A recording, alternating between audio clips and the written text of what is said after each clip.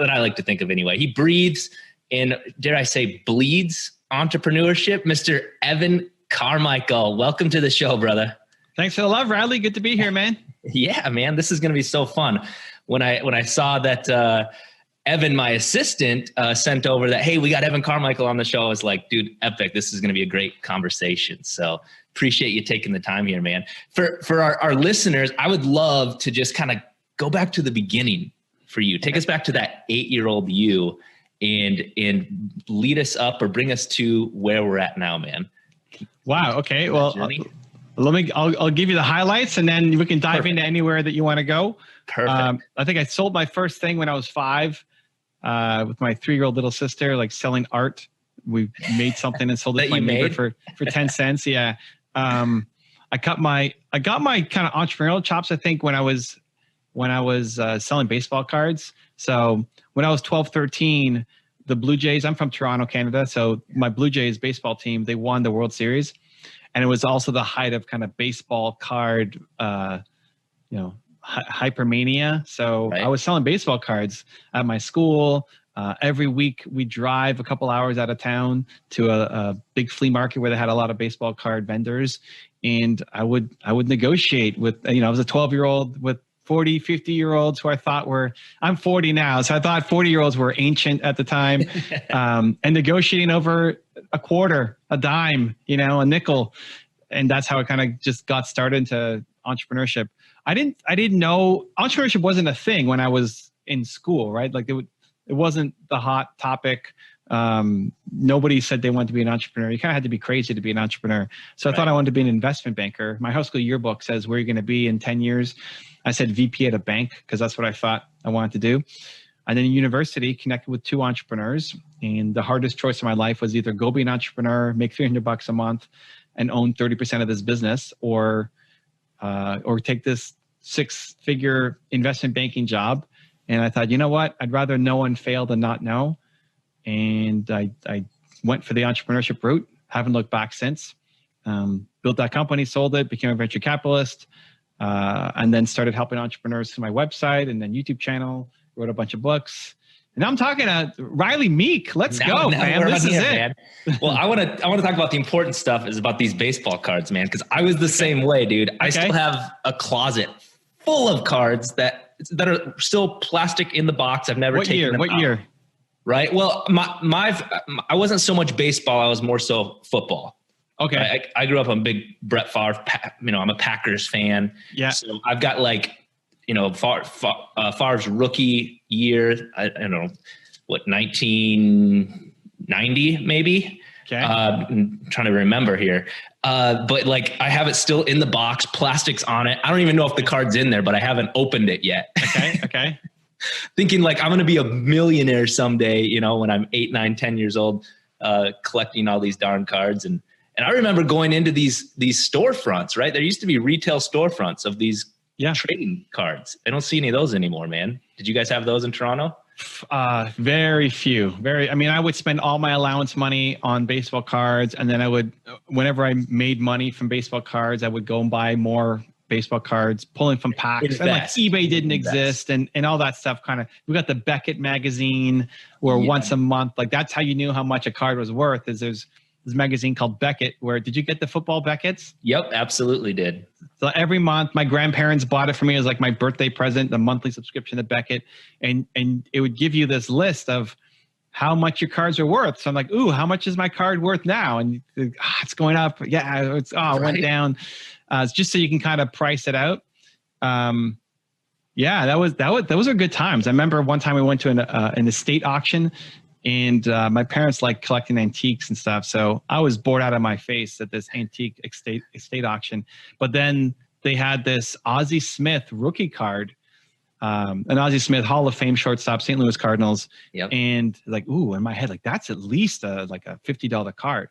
And they're opening the bid at $2 or something.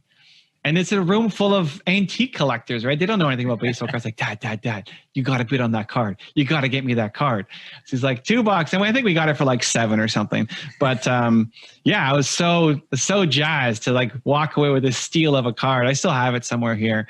Unfortunately, in 92, 93, when I was hardcore into it, most of the cards produced in that era were junk. Like, they're not worth much. They were oversupplied. Right. But yeah, the Brett Favre rookie, I'm sure that's got some good value. I don't know football much, but he's a legend. You get the rookie card. I'm sure it's worth something. Yeah, I'm sure I've got a bunch of them. So I've collected all of them, man. And I'd have to blow the dust off them now. That's great. So tell me, when you were fast forward, the 8, 9, 10-year-old you, and then through high school, I was kind of the same way. And like, I just assumed I was going to kind of go to college and kind of go down that path. But I eventually learned, like, there's something, this entrepreneurship thing, there's something to be said about that. And take me through that aha moment when you had that realization of going the route of entrepreneurship versus the, maybe we'll call it the traditional path that a lot of people take. Sure. And listen, I'm 40, right? So this is 20 years removed. I think the world has changed a lot in the past 20 years for opportunities to be an entrepreneur. If I was 15 or 12 or whatever now, I'd be hustling these baseball cards or something like eBay. Are you kidding me? I'd be making killer money just off of eBay. So I took the traditional route. I went and I got a university education. I connected with my business partners in my company in university, but I wasn't making money at the beginning, right? I mean, we sucked, we struggled, $300 a month. Like, I'm broke. I'm dead broke. But I don't regret having gone to university. I always saw it as a backup plan. So, and I think it still could be a good backup plan. As much as people like to kind of crap all over universities, I think if you want to be a doctor or a lawyer or something that requires you have no choice. Absolutely. You can't become a surgeon, entrepreneur. Right. I mean, like, you have to go to school and get the official degrees if you're going to be a surgeon, if that's your ambition. But if you want to be an entrepreneur, I don't think you're going to learn very much in university. Right. You'll learn. I mean, I remember being in a 4th year class at University of Toronto, which is the best university in the country, one of the best still in North America. And I was already doing more than my professor, because nobody who's actually a great entrepreneur goes and teaches entrepreneurship at a school typically. Right. So it was super basic, and you're just not going to learn much compared to actually getting off and starting your own business. But if you don't know, like for me, I didn't know. I wasn't set on being the banker necessarily. But I also didn't know that I wanted to be an entrepreneur as well too. So I saw it as a good backup plan, because trying to get a job with a high school diploma is going to be a lot harder than with the university degree. So sure. I thought it was a great backup plan. So for people listening, watching, if you know absolutely you want to be an entrepreneur, you're probably not going to get much out of a college experience apart from connections and, some fun. Right. That's a 4-year investment. Like, you could do a lot with those 4 years. But if you need a backup plan, that could be a smart move. Yeah, absolutely. So that was my plan, was to go to school. I got a 2-year degree in exercise science, which is pretty much useless. But through that process, while I was going through my quote unquote backup plan, we'll call it, I had this realization that this wasn't for me. It was like, I started making money in that entrepreneurship world. And I think the biggest thing for me at that time was that realization that traditional schooling wasn't going to help me really through that. I needed to find somebody to help and coach me kind of through this. And I really had to seek out different mentors and find the people that had or were practicing what I wanted. So then I could ultimately model that type of success. So talk to me a little bit about that and really what your opinion is, or the importance or unimportance of finding that as maybe a young entrepreneur right now. If they know they're not going to school, they're going to seek out entrepreneurship, what maybe advice would you provide them?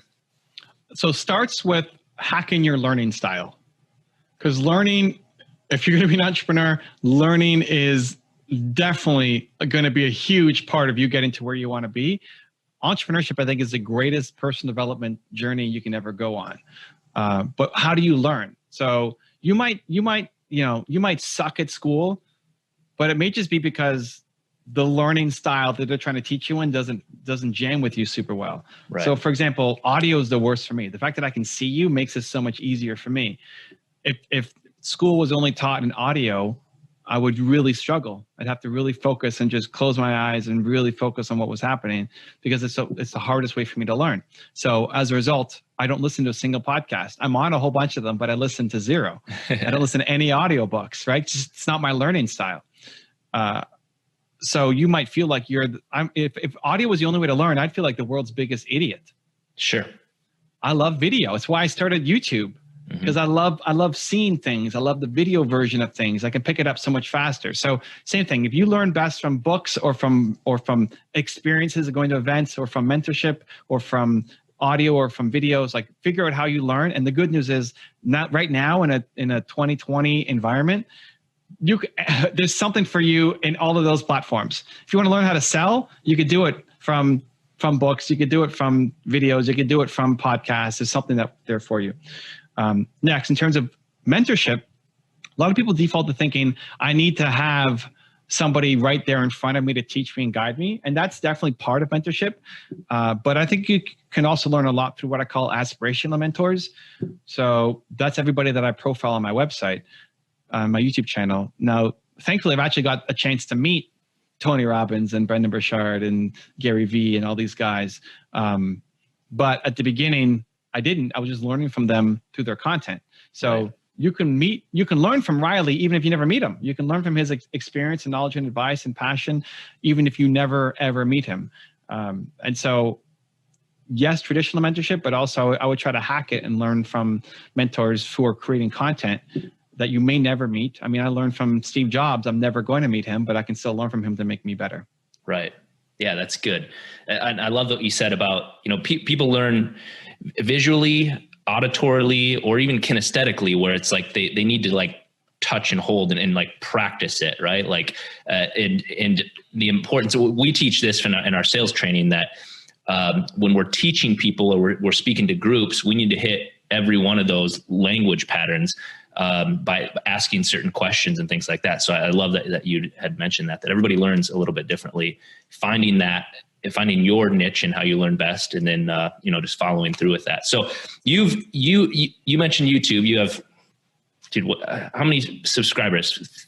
3-4 million subscribers on YouTube now? We're getting there. Two something. Two million something. I don't know. Actually, we just crossed 2.5 recently. Yeah. That's amazing, man. I love it. So what's the content and things for some of our listeners that maybe don't really know who you are yet? Like what are you doing on YouTube that's driving all this traffic or these subscribers to you? So the mission is to help people believe in themselves more. I mean, I think everybody's got Brett Favre level talent at something. And it's about finding it and living it. And it's probably not what your parents wanted you to do. And it's probably not what you went to school for. But you could be the Brett Favre of something. So I want people to believe in that and then chase down those dreams. So to help accomplish that, what I try to do is inject different ideas from different leaders. So as I was starting to learn, I wanted to go learn from an Elon Musk, for example. Now, Elon Musk is not taking out internships. I can't go live with him for, a week or something, at least last time I checked. Right. Although that might be a good video. So how do I learn from him? Well, I started watching his videos. The problem is Elon is not a great speaker, and he gets asked a whole bunch of questions that I don't care about. I mean, Tesla's stock price right now, I don't care about. I care about what I can learn from his mindset. And so I thought, man, I wish somebody just took the 4 hours of him talking and took out the best 20 minutes and put that into a video for me to learn, right? So like a typical entrepreneur, I guess I just solved the problem and started doing that. So that's what a lot of my content is if you want to learn from a specific person like Elon Musk or a skill set like selling, then we bring on, we'll have a clip from Grant Cardone and a clip from Jordan Belfort and a clip from, different people to help you learn that skill set that you're looking for and kind of the best of. Now, if you want to dive deep and go watch Grant's, 20-hour training program, awesome. I'm going to give you the high level kind of overview of it and just introduce people to that ongoing motivation, because I think you need it daily. You might have a great day today, got that commission, got that sale, you're feeling fired up, and then tomorrow you wake up and you're starting over again. Right. So to kind of inject that into people every day, I think is important. Absolutely. Absolutely. Yeah. Take me through that. So mindset's such a huge thing for entrepreneurs, and take me through that process, I guess, that maybe helps you get into the right mindset, or even when you were early, starting out, having that. As entrepreneurs, we deal with a lot of negativity, right? Or just, I don't even like to say failures, but it's just like we deal with, issues that come up just on a daily basis, right? And having that positive mindset. I remember when I started out in sales, one of my first jobs, my manager sat me down and said, dude, 85% of this job is negative, but all you got to do is focus on the 15% and you're going to make six figures. And that forever changed my mindset going into that job. I knew I only needed to focus on the 15 presentations that month, and I was going to be successful. And that's what I did and what I focused on. So talk to us a little bit about that, if you could, on having that mindset of that entrepreneur. I think a lot of people look at successful people and say that person's different than I am. Well, it's easy for Grant to do that, or Brett to do that, or Tony Robbins to do that, or whoever. They're not that different. Nobody wakes up, like, so we're recording this on a Thursday. Nobody wakes up on a Thursday and says, Thursday, I'm going to go crush my car, right? Like, that's not the first thing that comes in your mind when you wake up. Not for me, not for Riley, not for Brett Favre, not for Grant Cardone, nobody, right? So you're not that different. Like, people listening, watching, you're not that different.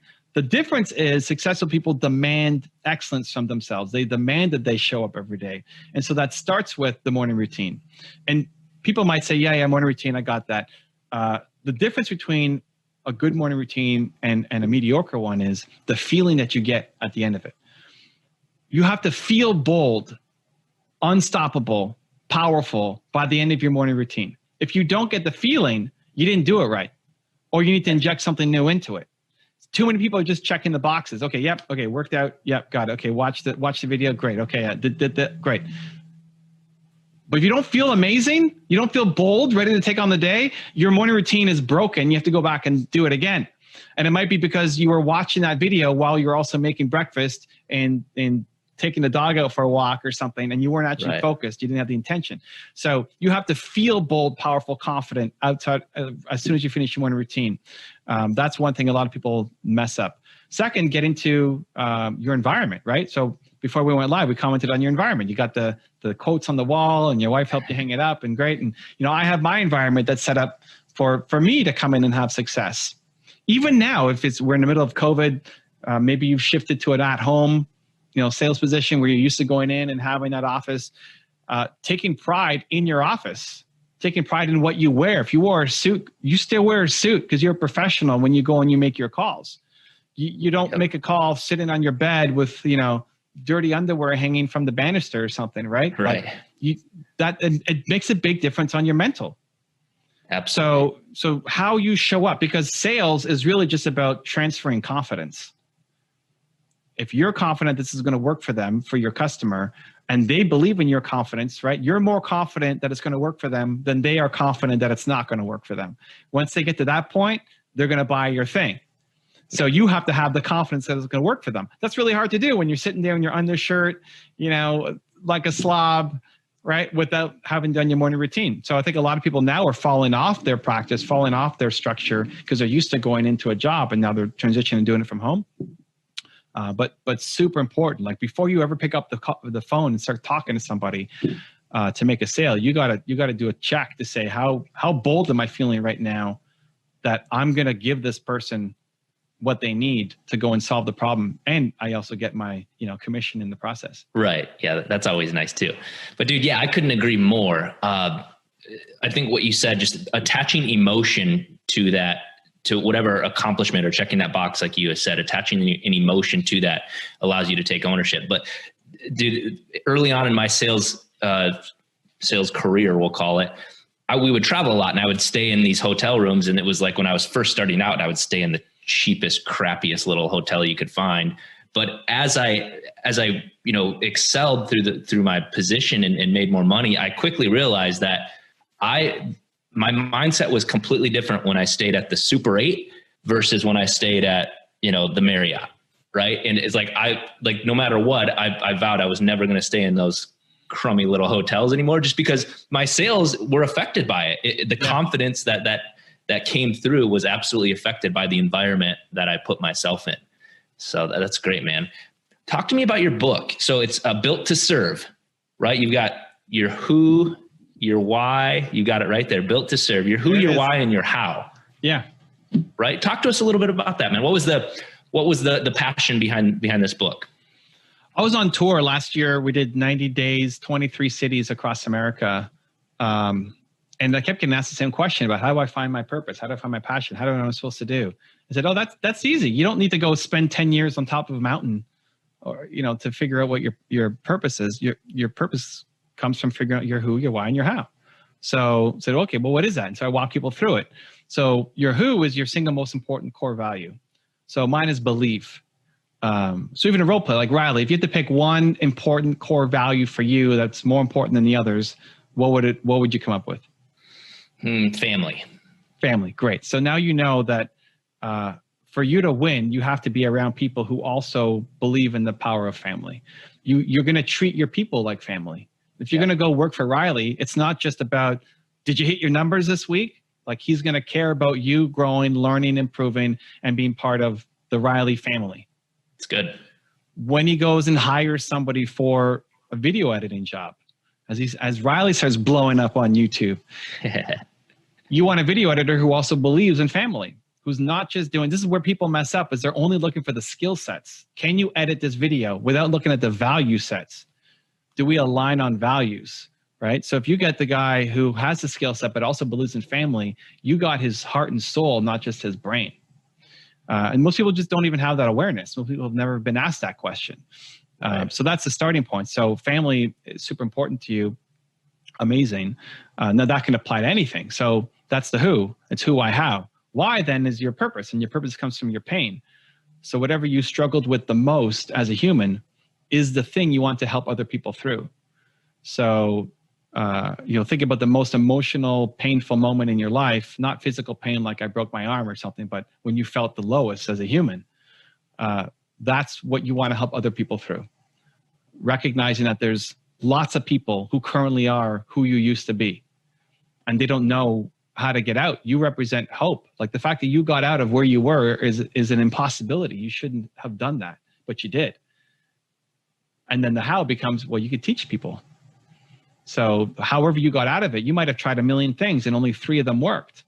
That's not just some fluke that happened for you. You can now teach that, which is why you do training for your team. You're teaching them what worked for you. And you were blessed enough to have a mentor who taught you, hey, 85% versus 15%, and that stuck with you. And guess what? You teach that to other people. It's not just some fluke that happened for you. Right. Right. So walking through that process of who, why, how helps you figure out your purpose, gives you the motivation, energy to keep going, but also recognizing that ultimately you want to serve, and you won't be happy unless you're serving, because getting the commission check is nice, but it's not enough. You have to feel like you're helping your customers. You have to feel like the work you're doing with your team matters. Like helping somebody grow on your team, that you see a younger version of you face the same issues, and then you see their eyes open up. It's like, oh my God, I didn't even see that was possible for me, is the thing that fills you up for life. And making money in the process. Like people have a weird view on making money. A lot of people think making money is everything. It's not. And other people think making money is the root of all, evil, right? Yep. And it's not evil either. You have to make money. If you're in sales, if you're in entrepreneurship and you're not making money, you're not going to be in sales or entrepreneurship for very long. But it's just not number one. There's got to be something above making money, but money has to be in your top 5. Otherwise, you're not making any. Absolutely. Yeah. I always say, money's not everything unless you don't have enough of it. And then it quickly becomes everything in your life. Right. And that's why it's usually oftentimes fleeting.